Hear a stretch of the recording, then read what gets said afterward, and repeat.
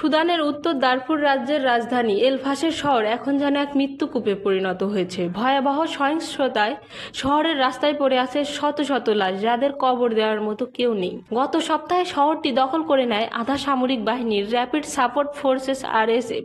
আল জাজিরার প্রতিবেদন অনুযায়ী এই দখল অভিযানে কমপক্ষে 1500 মানুষ নিহত হয়েছেন। শুধু একটি হাসপাতালেই 460 জনেরও বেশি মানুষ প্রাণ হারিয়েছেন বলে জানা গেছে।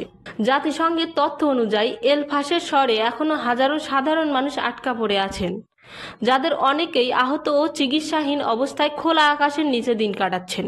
প্রায় 36,000 মানুষ শহর ছেড়ে পালিয়ে গেছেন 70 কিলোমিটার দূরের তাবিলা শহরে, যেখানে ইতোমধ্যে 6,50,000-এরও বেশি বাস্তুচ্যুত মানুষ আশ্রয় নিয়েছেন। এক প্রত্যক্ষদর্শী নারী হায়াত আল জাজিরাকে বলেন, 7 জন RSF সদস্য আমাদের বাড়িতে ঢুকে লুটপাট চালায় এবং আমার 16 বছর বয়সী ছেলেকে চোখের সামনে হত্যা করে। রাস্তায় অসংখ্য লাশ পড়ে আছে, আহতদের কেউ উদ্ধার করতে পারছে না। জাতিসংঘ ও আন্তর্জাতিক রেড ক্রস সহ বিভিন্ন সংস্থা অবিলম্বে যুদ্ধবিরতি ও মানবিক করিডোর স্থাপনের আহ্বান জানিয়েছে, যাতে আহত ও ক্ষতিগ্রস্তদের উদ্ধার এবং চিকিৎসা সহায়তা দেওয়া যায়।